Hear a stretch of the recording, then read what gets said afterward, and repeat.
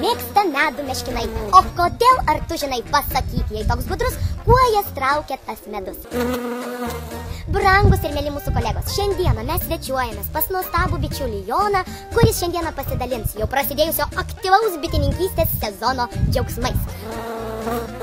Tad, mielas Jonai, dabar sakykit, ar jau tos bitelės neša medų?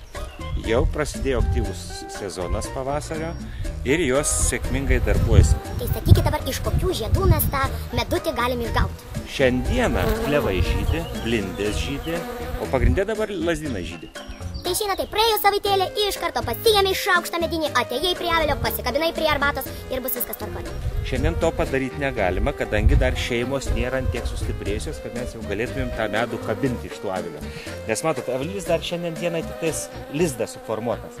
O meduvės vadinamos tie korpusai, kur medus jau dedamas žmonėms pasiimti, jų dar nėra. Taip, kad šitą medutį bitės naudoja kol kas savo. O kaip galėsite medų iškopinėti jūs patys, sužinosite visai neužilgo.